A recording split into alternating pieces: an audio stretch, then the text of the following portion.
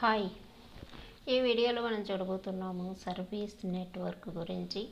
ఇక్కడ cluster IP and node port service గురించి చెప్పబోతున్నాను. ప్రీవియస్ వీడియోస్లో containers, communication with in the pod, packet gets in the same node or different nodes ఇవన్నీ చూసాము. ఇప్పుడు cluster outside ఎలా communicate అవుతుందో ఈ వీడియోలో చూద్దాము. అంటే సంవన్ అప్లికేషన్తో ఇంటరాక్ట్ ఎలా అవుతాడు, లేకపోతే అప్లికేషన్ అవుట్ సైడ్ ఎలా రీచ్ అవుతుంది అనే దాని గురించి మనం ఇప్పుడు తెలుసుకోబోతున్నాము. దీనికి ఆన్సర్ అంటే ఎవరైనా అప్లికేషన్తో ఎలా కమ్యూనికేట్ అవుతారు, లేకపోతే అప్లికేషన్ ఎలా అవుట్ సైడ్కు రీచ్ అవుతుంది. దీనికి ఆన్సర్ ఒకటే, అది సర్వీసెస్. ఫస్ట్ సర్వీసెస్ ఏమిటి, ఏ ప్రాబ్లమ్స్ని డిసాల్వ్ చేస్తుందో చూద్దాము. క్లస్టర్లో నార్మల్గా పార్ట్స్ వస్తూ పోతూ ఉంటాయి. ఎప్పుడైనా పార్ట్ ట్రబుల్ ఇచ్చినట్లయితే పార్ట్ను రీప్లేస్ చేయాలి. ఎలా చేయాలంటే ఫాస్ట్గా, ఎఫిషియెంట్గా పార్ట్ని రీప్లేస్ చేయాల్సి ఉంటుంది. ఎలా క్లస్టర్ దీనిని ట్రాక్లో ఉంచుతుంది, ట్రాఫిక్ లోపలికి వచ్చేటప్పుడు అనేది ఒక ప్రాబ్లం. పార్ట్ వేరే నోడ్లో మారినప్పుడు ఐపీ అడ్రస్ మారిపోతుంటుంది. ఇది ఇంకొక ప్రాబ్లం. ఈ ప్రాబ్లమ్స్ కోసమే సర్వీసెస్ అనేవి వచ్చాయి. ఇక్కడ ఐపీ అడ్రస్ చేంజ్ అయినప్పుడు పార్ట్కి మనకు ఎండ్ యూజర్కి డిస్టర్బెన్స్ వస్తూ ఉంటుంది. వాళ్ళకి ఎప్పుడు సేమ్ ఐపీ అడ్రస్సే ఉండాల్సి ఉంటుంది. ఈ ప్రాబ్లమ్స్ అన్నీ ఎలా సాల్వ్ అవుతాయంటే ఓన్లీ సర్వీసెస్ ద్వారా. క్రిటికల్ అప్లికేషన్ కంపోనెంట్స్ను సర్వీసెస్ను సింపుల్గా లొకేట్ చేస్తాయి. అలాగే కంపోనెంట్స్ మూవ్ కావడం వల్ల అడిషనల్ రిప్లికాస్ స్పాన్ చేయడం, ఇవన్నీ సర్వీసెస్ చేస్తాయి. సర్వీసు ఒక వర్చువల్ ఇంటర్ఫేస్ని ప్రొవైడ్ చేస్తుంది. ఇది ఈవెన్గా డిస్ట్రిబ్యూట్ చేస్తూ ఆటోమేటిక్గా పార్ట్స్ను ఆ వర్చువల్ ఇంటర్ఫేస్కు బిహైండ్ అంటే బ్యాక్గ్రౌండ్లో అసైన్ చేస్తుంది.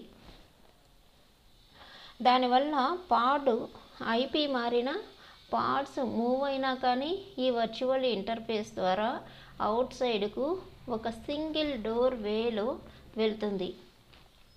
ఇప్పుడు ఒక స్మాల్ స్క్రిప్ట్ చూద్దాము.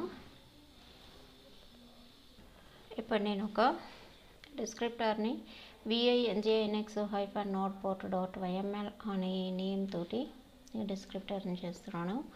API version v1 సర్వీస్కు v1 apply అవుతుంది ఏపీఐ వర్షన్. అలాగే మెటా డేటాలో నేమ్ ఇస్తాం, ఆబ్జెక్ట్ నేమ్. స్పెక్ సెక్షన్లో నోడ్ పోర్ట్ అనే ఒక type, A type of service కావాలో దానికి ఆల్రెడీ ఇంకొక వీడియోలో ఇక్కడ క్లస్టర్ ఐపీ అనే టైప్ని యూజ్ చేయడం జరిగింది. ఆ వీడియో చూసినట్లయితే మీకు గుర్తుంటుంది. అలాగే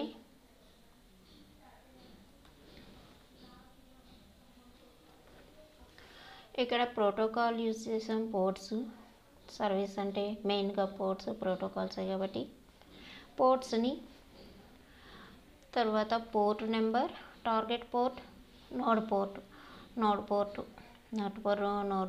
పోర్ట్ గురించి చాలా ఉంటుంది చెప్పడానికి.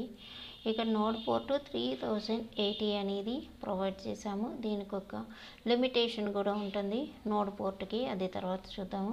సెలెక్టర్స్లో యాప్ nginx అనే సెలెక్టర్ని తీసుకుంటున్నాము. ఇక్కడ ఇలా నోడ్ పోర్ట్ని మనం టైప్ స్పెక్ సెక్షన్లో టైప్లో డిఫైన్ చేస్తాము. అలాగే పోర్ట్స్లో నోడ్ పోర్ట్ యొక్క పోర్ట్ నెంబర్ ఏది యూజ్ చేయాలో ఆ పోర్టుని అసైన్ చేస్తాము. అలాగే పోర్టు ఇక్కడ nginx తీసుకున్నాం కాబట్టి nginx 80 సపోర్ట్ చేస్తుంది కాబట్టి పోర్ట్ 80 తీసుకున్నాము. ఇప్పుడు సేవ్ చేస్తాను. ఈ ఫైల్ క్రియేట్ చేస్తాను. Service kubectl create open here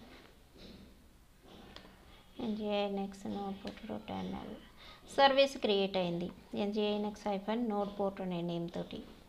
ఇప్పుడు kubectl లిస్ట్ చేస్తాను. VC అయినా ఇవ్వచ్చు, సర్వీస్ అయినా ఇవ్వచ్చు ఫుల్గా. ఇక్కడ మీరు చూసినట్లయితే ఈ కమాండ్లో kubernetes ఇది ఆటోమేటిక్గా క్లస్టర్ ఐపీ అనేది క్రియేట్ అవుతుంది. ఇక్కడ క్లస్టర్ ఐపీ 10.96.0.1 అని 443 పోర్ట్ మీద అది క్రియేట్ అయింది. NGINX నోడ్ పోర్ట్ ఇది మనం క్రియేట్ చేసినటువంటి సర్వీస్. ఇక్కడ నోడ్ పోర్ట్ ఈ ML స్క్రిప్ట్లో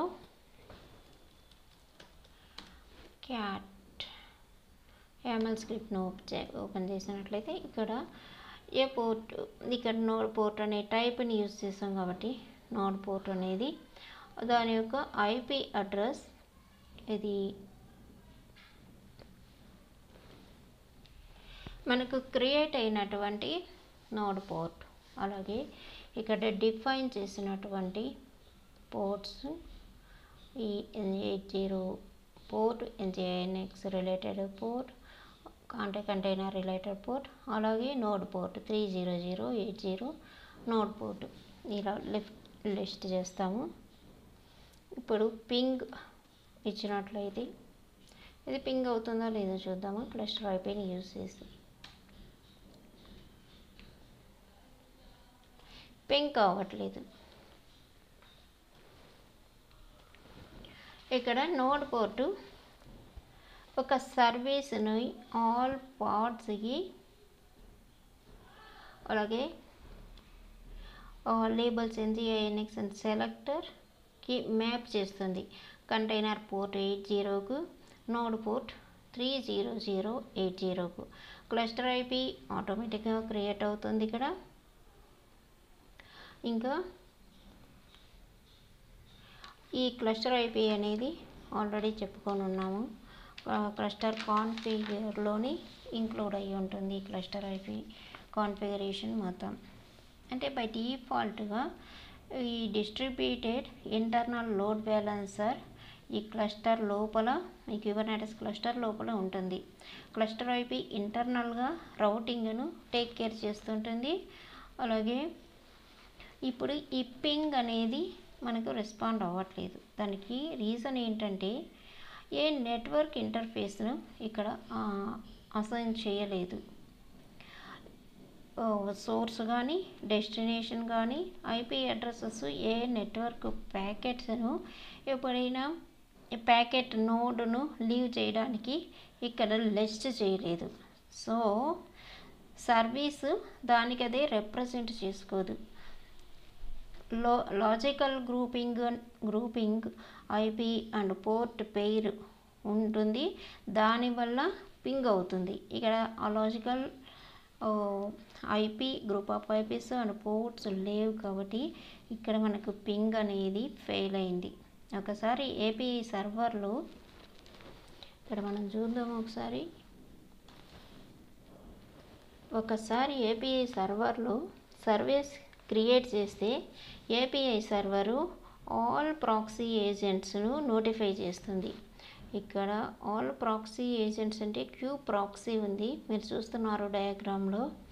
ఈ ప్రాక్సీని మన నోట్స్లో ఉండేటటువంటి క్యూ ప్రాక్సీ ఏజెంట్స్ అంటారు. ఇక ఈ ఏపీఐ సర్వర్ ఈ క్యూ ప్రాక్సీని ఈ నోట్స్లో ఉండే అన్ని క్యూ ప్రాక్సీ ఏజెంట్స్ని నోటిఫై చేస్తూ ఉంటుంది. ఏపీఐ సర్వర్ ప్రాక్సీ ఏజెంట్స్తో ఎలా కమ్యూనికేట్ అవుతుందో ఈ డయాగ్రామ్లో చూస్తున్నారు మీరు. క్యూ ప్రాక్సీ ఏజెంట్తో కమ్యూనికేట్ కావడానికి న్యూ సర్వీస్ క్రియేట్ అవుతుంది. క్యూ ప్రాక్సీ యాక్చువల్ ప్రాక్సీని యూజ్ చేసుకుంటుంది. కానీ ఇప్పుడు అదర్ కంట్రోలర్ kubernetes దాని పర్పస్ ఏంటంటే ఇప్పుడు క్యూ ప్రాక్సీ ఏం చేస్తుందంటే ఈ నోడ్ పోర్ట్ అనే కాన్సెప్ట్లో అదర్ కంట్రోలర్ క్యూ ప్రాక్సీ అనేది kubernetesకి. ఇప్పుడు దాని పర్పస్ ఏంటంటే ఎండ్ పాయింట్స్ని ట్రాక్లో ఉంచడం, అలాగే ఐపీ టేబుల్స్ని అప్డేట్ చేసి ట్రాఫిక్ దాని ప్రకారం రౌట్ చేస్తూ ఉంటుంది. సో మన ఎర్రర్ ఏపీఐ సర్వర్ నుండి పోతుంది. ఆ ఎర్రరు క్యూ ప్రాక్సీకి ఐపీ టేబుల్స్కు ఇప్పుడు ఎర్రర్ వచ్చిందంటే అది క్యూ ప్రాక్సీకి ఐపీ టేబుల్స్కి పోతుంది. ఇప్పుడు ఐపీ టేబుల్స్ని కూడా చూద్దాం. కమాండ్లో kubectl get ఎండ్ పాయింట్స్ అనే కమాండ్ తోటి మన ఎండ్ పాయింట్స్ చూడొచ్చు. ఇక్కడ 172.31.9 68.18 6443 అనేది క్యూబర్నెటిస్ క్రియేట్ చేసినటువంటి ఎండ్ పాయింట్.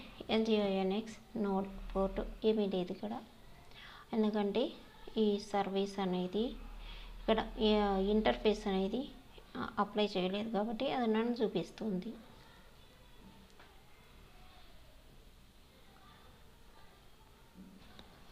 మరొక కమాండ్ చూసినట్లయితే sudo IP tables -c pipegrep cube pipegrep nginx multiple కమాండ్స్ని యూజ్ చేస్తూ ఈ పైప్ని యూజ్ చేస్తున్నప్పుడు మనకి ఇక్కడ ఆ ఇంటర్ఫేస్ని అసైన్ చేయకపోవడం వలన మనకు ఇక్కడ ఏమీ చూపించట్లేదు, నోడ్ పోర్ట్ మాత్రమే చూపిస్తుంది. మనకు ఉండేటటువంటి ఇక్కడ 10.97 ఈ ఐపీ అడ్రస్ మనం ఇక్కడ చూడొచ్చు. ఇక్కడ చూస్తున్నటువంటి నోడ్ పోర్ట్ ఐపీ అడ్రస్.